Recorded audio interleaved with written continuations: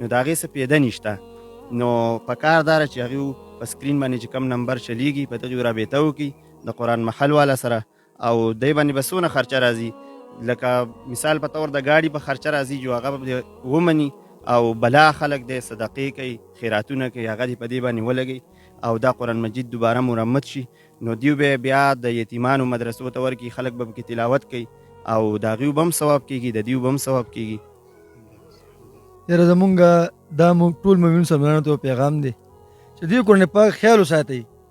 دا تاسو په بورو کې مه سنبالوئ، ځکه چې دا د بورو شی نه دی. دا قرآن پاک دې کې موږ تلاوت وکړو. که تاسو سوچ وکئ دا ټیک ټاک چې کله راوتی دی 2018 کې، هغې نه پس ما د قرآن پاک قدر چېرته نه دی کتلی. زما ډېر خوښ دا قرآن پاک راغونډوم، دنیا علاقو ته لاړم، خو لکه ما داسې مینه محبت نه لیدلې.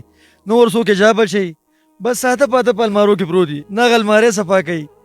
به زمونږ څومره چې لکه زه چا باندې تلقین نه کوم، ځکه چې د قرآن زه خدمت کوم، باقي د حفاظت ذمه الله پاک هغسې ده. خو موږ مسلمانانو باندې دا امتحان دی چې موږ مسلمان هم دې قرآن پاک سره دا رنګي ونه کړو.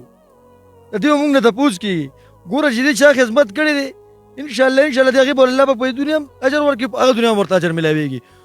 او دا دومره الله پاک اسانه کړې ده، خو دا خلک چې کوم دي دا نه پوهېږي، دا ړانده دي، دا کاڼه دي،